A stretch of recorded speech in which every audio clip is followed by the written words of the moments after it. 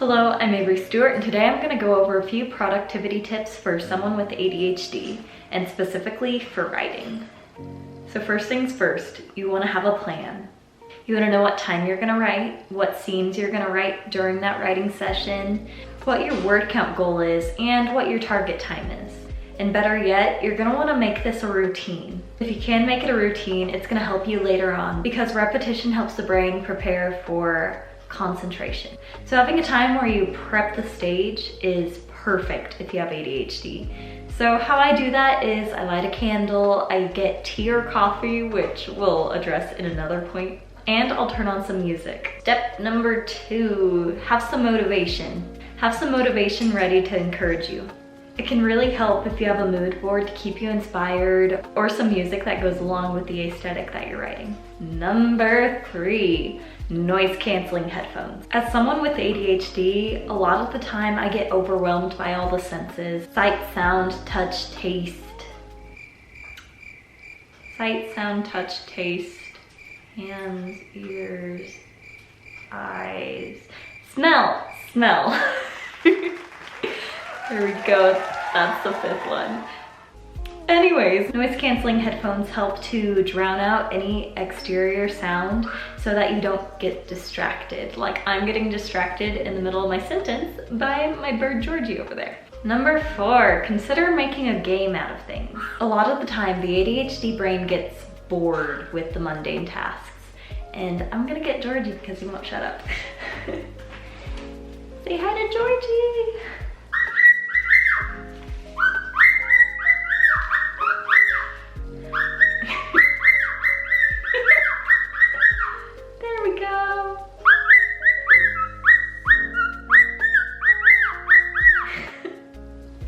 Okay, I think we're on step 4 still. Okay, so try and make a game of things. A lot of the time, the ADHD brain gets bored with the mundane tasks of life. So if we make it a game, we can kind of spark a little bit of dopamine and get enough kick to get started. Example, my least favorite chore to do is vacuuming. So once I see that my boyfriend has gotten back to work at the end of the day, I like to make it a challenge to see if I can vacuum the whole house before he gets back, which usually takes 20 to 40 minutes. Because it's kind of a game in my mind, I no longer find it boring, so I can get it done without feeling like it's this huge monumental task. With writing, there's this really cute website called For the Word, and it's where you go through this fantasy world as a character, and as your word count goes up, you defeat monsters and keep traveling through the world. I think it's free for 30 days and like $4 a month. So if you really struggle with reaching your word count goals, then that might be something you want to consider. Step number 5, start with the fun stuff. The ADHD brain has a hard time producing dopamine. So if you start with the tasks that you're dreading, of course you're not going to want to do them and you're never going to get started. So consider starting with the things you actually enjoy or don't completely hate. And that'll also spark some dopamine. And a fun fact / sad fact, if you are indeed ADHD and you struggle with eating lots of sugar and carbs are loaded with dopamine. So that's why we crave them a lot. So if you wondered why you have a sweet tooth, that might be why. Correction, it does not contain a lot of dopamine, it triggers dopamine. So there you go. Number 6, split up large projects into bite-sized tasks. It's really easy to get overwhelmed by the thought of huge projects like writing a book. So break that down into bite-sized pieces. It's like the saying, how do you eat an elephant? 1 bite at a time. For example, if you're using the 3-act story structure, break it down into the 3 acts first. Then from there, start with act 1, and then from there, go to the story beats. So you'll start with the hook. From there, you start with the first scene that's in the hook, and maybe you'll have 1, 2, or 3 scenes to start your story. Well, you'll only want to focus on that specific scene until that task is accomplished. Awesome. So we're done with the planning phase. Let's move on to time management. If you're ADHD, you probably noticed you have a poor concept of time. When I was researching and writing out these facts, I looked at my clock and it was 6:30, and then I look at it again what seemed like 5 minutes later, and it was 7:45. Over an hour had passed and I didn't even realize it. So be gentle with yourself. You're gonna take longer than you think you will for most tasks. A lot of the times, this is because of the ADHD spiral. For example, have you ever gone to the kitchen to refill your coffee? And while you're there, you realize that the paper towels are out. So you go to the pantry to get the refill, and you realize there's only a couple of rolls of toilet paper left too. So you add that to your grocery list for the next time you're out. But then you realize that you haven't made a meal plan yet. So you go ahead and do that for the next week, and you add all of those items to the grocery list, and then you realize, oh wait, I was gonna sit down and write. I was only gonna be out of the office for maybe 2 minutes at most. Run back to the office and you forgot your coffee on the counter.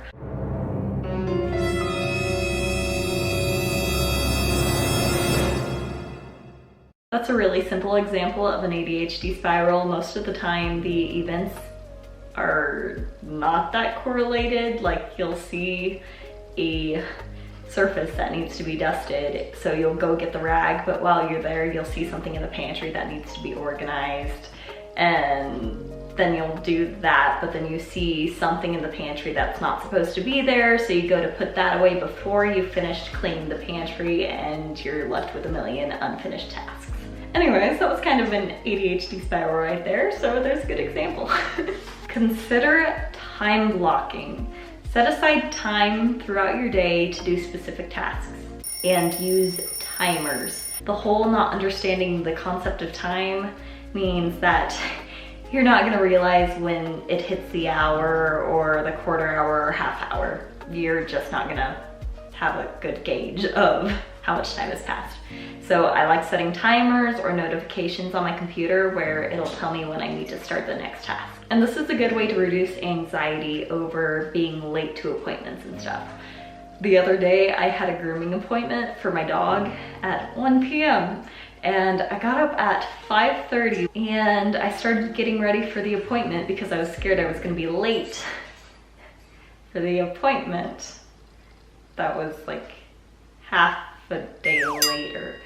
Because of that anxiety, I just sat around for half the day because I didn't want to miss my appointment. That could have easily been solved by time blocking or setting a timer or alarm for when I needed to start getting ready to go, and then a timer or alarm for when I needed to leave, which is of course a little bit earlier than when I actually need to leave, so I get there on time, or account for me losing my keys or wallet, or need to stop and get gas. Hi, Georgie.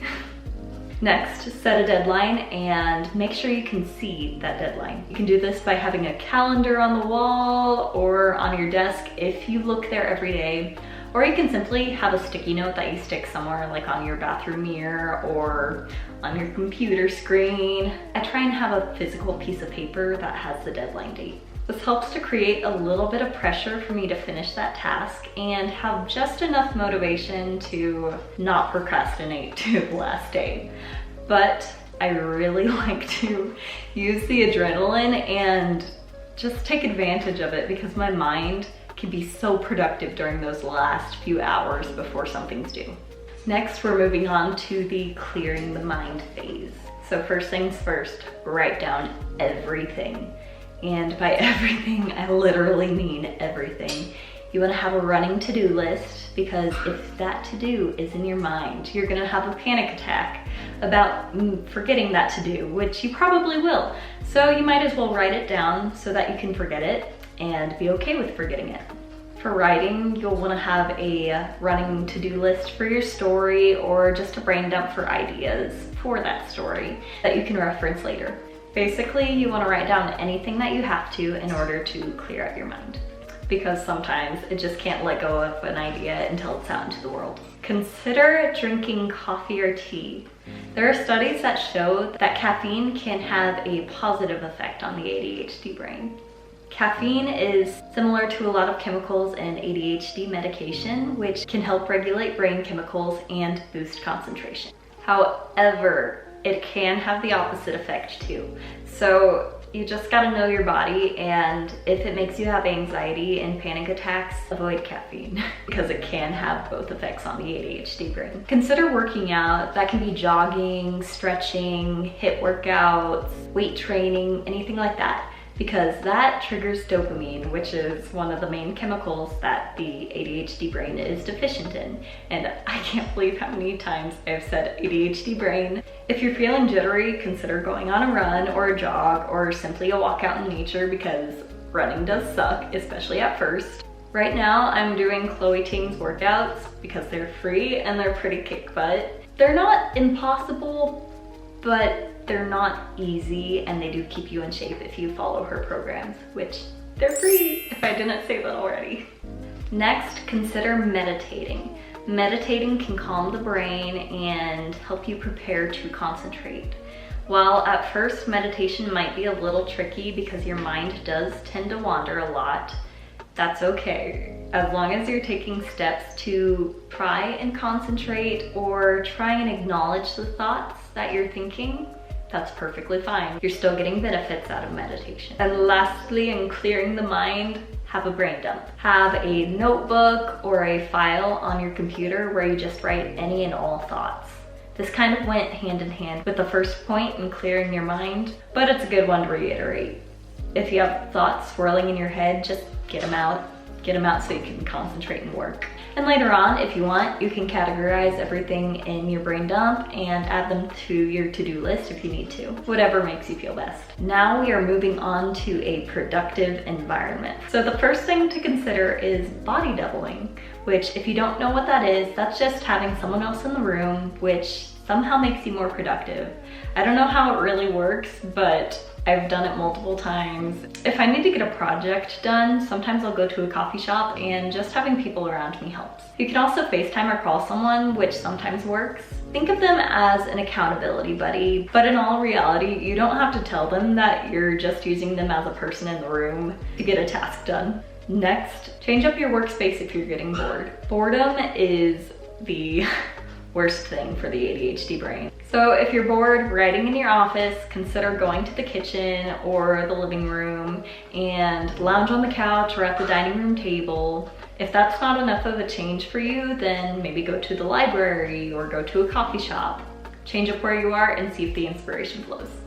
I also want to mention that noise canceling headphones also works in this category because you're altering your environment to make you most productive. Eliminating noise equals more concentration. Put your phone on Do Not Disturb, and also consider using productivity apps. A really popular productivity app is Forest, which is this adorable app where every time you start a timer, you start to plant a tree. The catch is if you exit out of that screen, the tree dies, which I don't know about you, but I don't want the cute little tree to die. So I usually keep working until the timer runs out. Lastly, in the environment section, consider working in a dark or dim environment. If you didn't know, ADHD people often have a sensitivity to light. For example, I can't work in environments with fluorescent lighting because it gives me a really bad headache in less than an hour. I also rarely use overhead lighting unless I have to. I typically stick to natural light from windows and lamp light from this little guy. That's because I can control the wattage, so the brightness, and also the warmth of the light bulbs, which I technically can do with the ceiling lights, but it doesn't give the same ambience.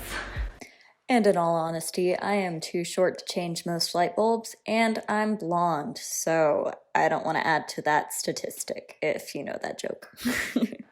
And our last section is habits to consider starting. Okay, so the first thing is let go of perfectionism. Perfectionism can be crippling to anyone and everyone. ADHD and perfectionism are disastrous when combined because, unlike a normal person, the ADHD person will procrastinate until the last second because they're too scared to start the project. And they think that not doing it at all is better than even starting, which is extremely illogical, and we know that. But that's just how our brain works. And it's frustrating. Try and settle for less than perfect, but you can still try and give it your best. And remember that progress is better than perfection. You can always go back and make changes, but if you never start, you'll never have the opportunity to make those changes. Don't push yourself too hard because you will burn out. It usually takes the ADHD brain twice as much effort or more to complete everyday tasks as well as projects than the normal brain, which means you will get stressed out faster than you will get stressed out faster than the average person, which leads to burnout. So take your time, be gentle with yourself, don't get too stressed out. Don't be afraid to take a break and follow one of your other passions. If you're like me, you probably have a space in your room, which is my closet, which has a bunch of hobbies that you started for probably 2 weeks and then you abandoned. And sometimes you revisit them, sometimes you don't. I learned to cycle through my hobbies, so drawing, music, which I know how to play a lot of instruments. That's part of hyperfixation and hyperfocus, which as an ADHD person, I usually hyperfocus on something, and that hyperfixation can last for a couple weeks or even a couple of months. But once I'm done with that thing, I'll move on and find something else new. And the reason behind that is whenever your mind sees something new and shiny, it triggers dopamine, which is why the average ADHD person jumps from job to job or hobby to hobby and hardly ever looks back. And this is because they are scared to be bored, because boredom is pain. Boredom means that you're not getting that constant hit of dopamine, which often leads to depression, which can be emotionally and physically painful. So if you need to seek a new challenge and step away from your current project, do that, because you don't want your art to suffer. Chances are, in a few months, you'll probably return to that old project because it's new enough to spark that excitement. Who knows, you might come back and you'll have a bunch of new ideas to improve what you were working on. Anyways, the moral of this video is be gentle with yourself. It's okay if you need time to learn how to be productive and learn how your brain works. Everyone's brain is different. No matter what category you fit in, you're still gonna be different from the next person. And your systems are gonna be different from them, no matter what. So if you like this video, please give me a big thumbs up. If you want to see more videos like this, subscribe and hit the bell so you don't miss any future videos. Bye!